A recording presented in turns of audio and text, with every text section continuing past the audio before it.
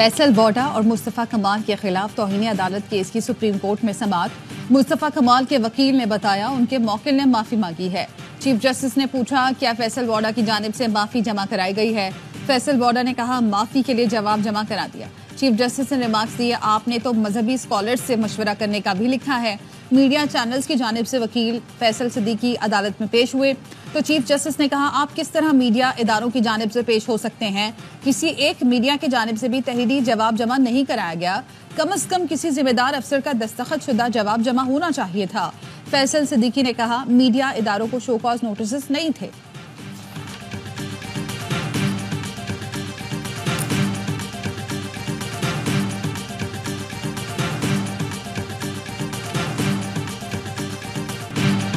امریکی صدر Joe Biden اور سابق صدر ٹرمپ کے درمیان پہلا صدارتی مباحثہ، صدارتی امیدواروں کے ایک دوسرے پر الزامات۔ بائیڈن کے دور میں دنیا میں امریکہ کی عزت میں کمی آئی، بائیڈن نے افغانستان سے انخلا کو شرمناک ترین دن بنا دیا۔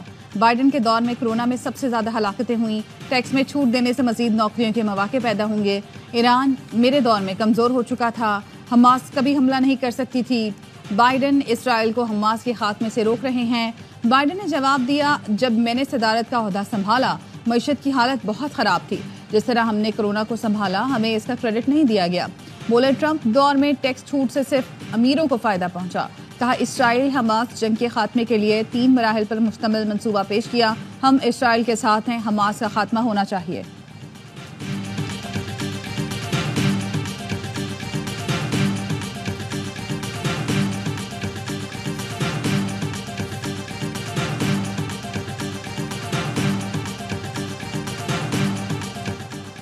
صدر بائیڈن نے کہا کیپٹل ہل حملے میں ملوث مجرم کیسے محب وطن ہو سکتے ہیں۔ ٹرمپ نے 6 جنوری کو اپنے حامیوں کو حملے کے لیے اکسایا۔ ٹرمپ کی کابینہ میں شامل اکثریت آج ٹرمپ کی نامزدگی کے خلاف ہے۔ ٹرمپ نے اپنے دور میں مڈل کلاس کو تباہ کیا۔ ٹرمپ نے موسمیاتی تبدیلی کے لیے کچھ نہیں کیا، امریکہ کو پیرس معاہدے سے الگ کیا۔ ٹرمپ ہارا ہوا اور مایوس انسان ہے۔ سابق صدر ٹرمپ نے جواب میں کہا کیپٹل ہل حملے کے لیے نہیں کہا تھا، سب کو پرامن رہنے کی ہدایت کی۔ کیپٹل ہل حملہ کیس میں معصوم افراد کا مستقبل تباہ کر دیا۔ میں نے کچھ برا نہیں کیا، دھاندلی زدہ سسٹم میرے خلاف ہے۔ ڈیموکریٹ جج میرے خلاف انتقامی کارروائی کر رہے ہیں۔ میرے دور میں ماحولیاتی اعداد و شمار بہترین تھے، موسمیاتی تبدیلی کے لیے پیرس معاہدہ خسارے کے سوا کچھ بھی نہیں تھا۔ انتخابات شفاف اور منصفانہ ہوئے تو نتائج تسلیم کروں گا۔ سابق صدر ٹرمپ نے ہارا ہوا اور مایوس کہنے پر صدر بائیڈن سے معافی مانگنے کا مطالبہ بھی کیا۔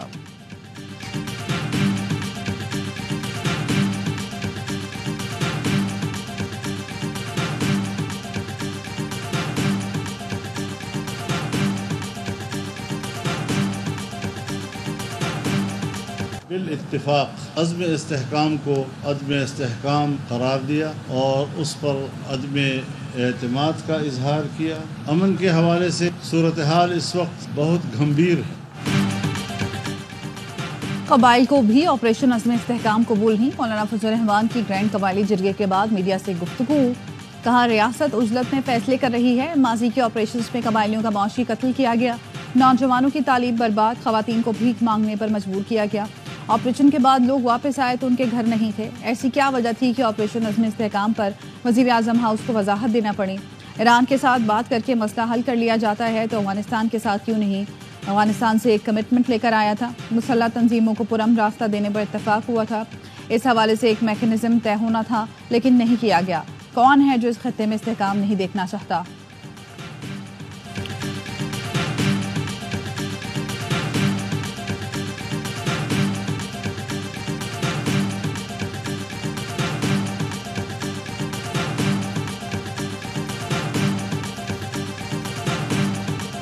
Omar Ayub P T I کی سیکرٹری جنرل کے عہدے سے مستعفی ہو گئے۔ بانی پی ٹی آئی کے نام استعفے کا خط ٹویٹ کر دیا، لکھا بطور اپوزیشن لیڈر پارٹی کے سیکرٹری جنرل کے عہدے سے انصاف نہیں کر پا رہا۔ 22 جون کو خط لکھا، شبلی فراز نے بانی پی ٹی آئی کو میرا پیغام پہنچا دیا، استعفیٰ قبول کرنے پر بانی کا شکر گزار ہوں۔ بانی پی ٹی آئی کی ہدایت پر پارٹی کے تنظیمی ڈھانچے میں مزید تبدیلیاں کی جائیں گی۔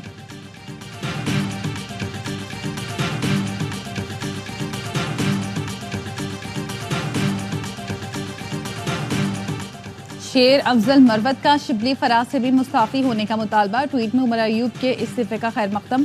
لکھا اہم عہدوں پر فائز چند دیگر افراد کو بھی عمر ایوب کی پیروی کرنی چاہیے. چند لوگوں کی وجہ سے پارٹی ایک بھی کام پورا کرنے میں ناکام رہی.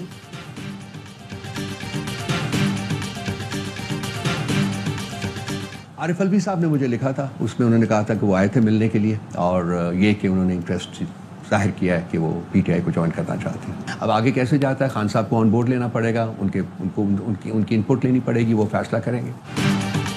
عارف الوی نے پیغام دیا, محمد زبیر پی ٹی آئی میں آنا چاہتے ہیں. رؤوف حسن کی آف دی ریکارڈ میں گفتگو, کہا محمد زبیر پارٹی میں آنے کے لیے دلچسپی رکھتے ہیں تو بانی پی ٹی آئی سے گفتگو کی جائے گی.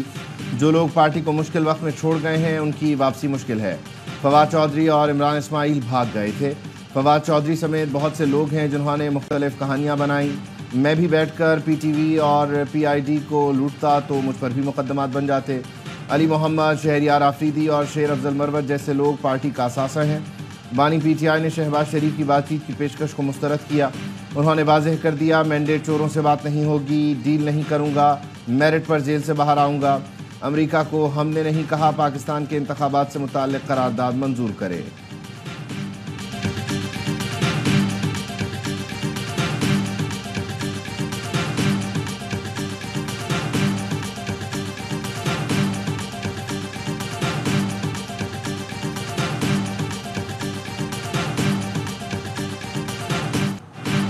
نکاح کیس میں سزا معطلی کی درخواستیں مسترد. بانی پی ٹی آئی اور بشرا بی بی کی سزا برقرار.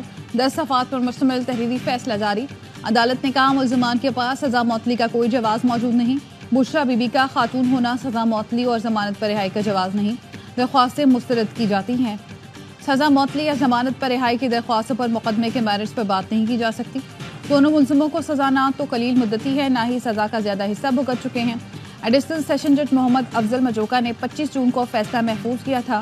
نکاح کیس میں بانی اور بشرا بی بی کو 7 سال قید کی سزا سنائی گئی تھی.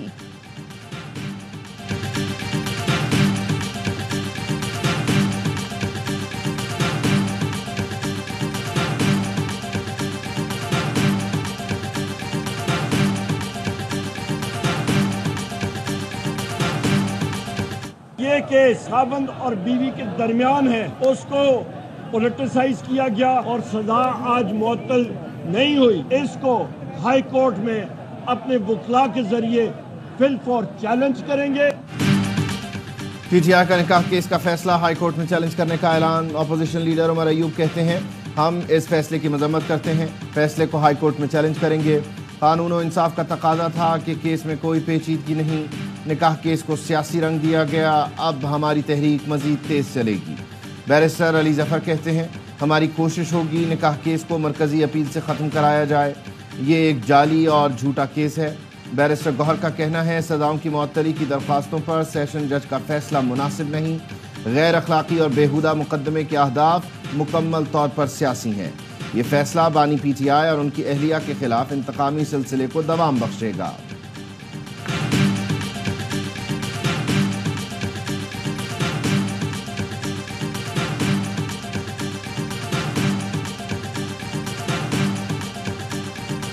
عمران خان کا ہمیشہ سوچ وہ یہ ہے کہ میں ہوں تو یہ ملک ہے. آج بھی اس فیصلے کے بعد وہ سوچ کہ پاکستان کو توڑنے کی سوچ, پاکستان کو آگ لگانے کی سوچ. فیصلہ خلاف آیا تو ان کے ہوش اڑ گئے. ان کی پاکستان کو آگ لگانے کی سوچ ہے. نون لیگی رہنما دانیال چودھری کی پارلیمنٹ کے باہر گفتگو, کہا اس ملک کو بانی پی ٹی آئی نے بہت نقصان پہنچایا. یہ سوشل میڈیا کے وزیر اعظم ہیں. عوام نے مسترد کیا کہ جو مرضی کر لے ملک بہتری کی طرف جائے گا. مہنگائی بے روزگاری میں کمی آئے گی, اسٹاک مارکیٹ اوپر جائے گی.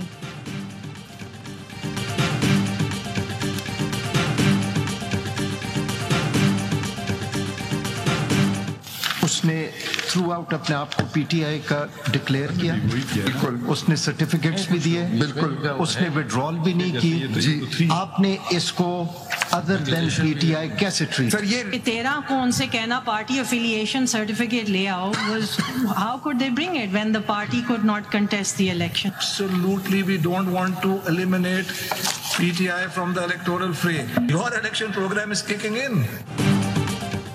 الیکشن کمیشن نے فیصلے کی غلط تشریح کر کے اہم پارٹی کو انتخابات سے نکال دیا. پی ٹی آئی کو الیکشن سے باہر کر کے آرٹیکل 17 سے انحراف کیا گیا. مخصوص نشستوں سے متعلق اپیل میں جسٹس اطہر من اللہ کے ریمارکس. بولے الیکشن کمیشن نے کہا سنی اتحاد کونسل غیر مسلم ممبر کو تسلیم نہیں کرتا. ایسی ہی شق JUI کے منشور میں بھی ہے, انہیں تو مخصوص نشستیں دے دی گئیں. جسٹس عائشہ ملک نے استفسار کیا کیا الیکشن کمیشن سب جماعتوں کو مخصوص نشستیں دینے کے لیے منشور دیکھتا ہے, صرف سنی اتحاد کونسل کا منشور کیوں دیکھا گیا؟ جسٹس منیب نے الیکشن کمیشن کے وکیل سے کہا آپ نے سنی اتحاد کونسل کے چیئرمین کو خود آزاد ڈکلیئر کیا, یہ صورتحال آپ کی اپنی پیدا کردہ ہے. عدالت نے سماعت پیر تک ملتوی کر دی.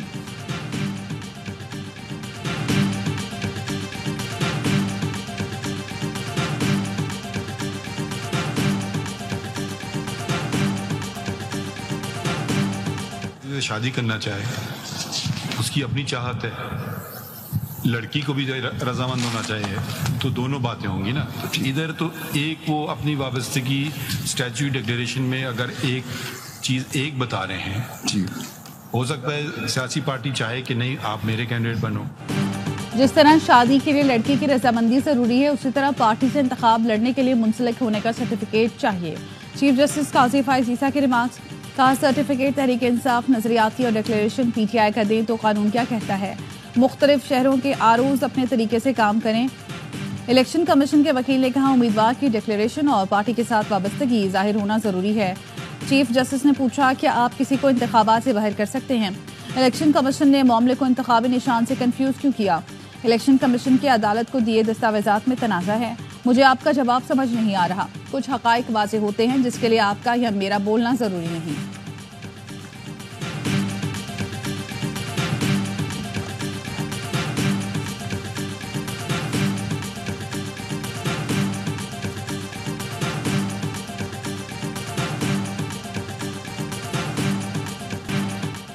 پاکستان امریکی قرارداد کا جواب قرارداد سے دے گا. نائب وزیر اعظم اسحاق ڈار نے پاکستان کے الیکشن پر امریکی قرارداد کو بلا جواز قرار دیتے ہوئے مسترد کر دیا. کہا ہم بھی کسی ملک کے خلاف ایسی قرارداد لا سکتے ہیں, 50 چیزوں پر تنقید کر سکتے ہیں, جوابی قرارداد کا مسودہ تیار ہے, اپوزیشن سے بھی مشاورت کریں گے. چین پاکستان کا بہترین دوست ہے, ہم نے اپنی غلطیوں سے CPEC کو بیک فٹ پر ڈالا, اپنے سیاسی تعلقات خود خراب کیے. غزہ پر ہمارا موقف بڑا واضح ہے, غزہ کشمیر اور اسلاموفوبیا پر اپنی ذمہ داری پوری کریں گے. 3 سال میں پاکستان کو دنیا کی 24ویں بڑی معیشت بنا کر دکھائیں گے.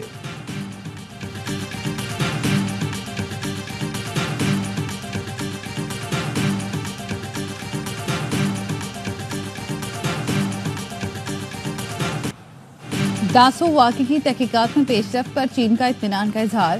وزیر داخلہ محسن نقوی کی نیو یارک میں چینی ہم منصب سے ملاقات. داسو واقعے پر پیش رفت سے آگاہ کیا.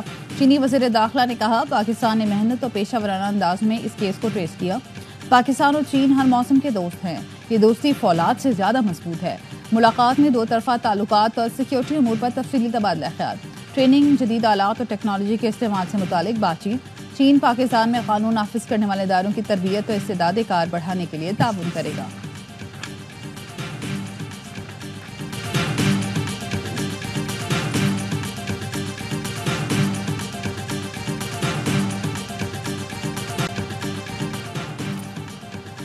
یکم جولائی سے ریٹائر ہونے والے سرکاری ملازمین کے لیے بری خبر. حکومت نے ریٹائرمنٹ پر پینشن کی حد کم کر دی. ملازمین کو ریٹائرمنٹ سے 2 سال پہلے کی تنخواہ کا 70% بطور پینشن ملے گا. سرکاری ملازمین کی پینشن سکیم میں ترامیم تجویز کر دی گئی. ریٹائرمنٹ کے بعد دوبارہ سرکاری نوکری کرنے پر پینشن ملے گی یا تنخواہ. ریٹائرمنٹ کے بعد دوبارہ نوکری کی صورت میں صرف ایک محکمے سے پینشن ملے گی. سرکاری ملازم 25 سال کی نوکری کے بعد رضاکارانہ طور پر ریٹائر ہو سکیں گے, جس پر 60 سال تک سالانہ 3 سے 20% پینشن کٹے گی.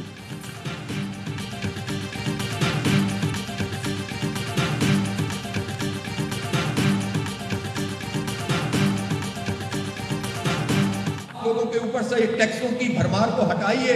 IMF کا بجٹ ہمیں منظور نہیں ہے. اگر سیاستدان اپنے اپنے دھندوں میں لگے رہے تو اس ملک میں انارکی پھیلے گی, پھر کسی سے کنٹرول نہیں ہوگی, نہیں سنبھال سکو گے. ہوش کے ناخن لو اور لوگوں کو ریلیف دو. ظالمانہ ٹیکس کا نظام نہیں چلے گا. حکومت ہوش کے ناخن لے اور عوام کو ریلیف دے. اگر کسی نے قوم کی رہنمائی نہ کی تو انارکی پھیلے گی. امیر جماعت اسلامی حافظ نعیم الرحمان کا لاہور میں ہائی کورٹ بار ایسوسی ایشن کی تقریب سے خطاب. کہا یہ ملک کس طرح نہیں چلے گا. اپنی مراعات کم کرو اور گورننس بہتر کرو. ججوں کے کمروں میں کیمرے لگانے سے انصاف نہیں ہوگا. عوام کو انصاف دینے سے نظام عدل قائم ہوگا۔ پی ٹی آئی رہنما اسد قیصر کہتے ہیں بجٹ کسی طور کسان دوست نہیں، گندم درآمد اسکینڈل میں ملوث ملزمان کے خلاف کارروائی نہیں کی گئی۔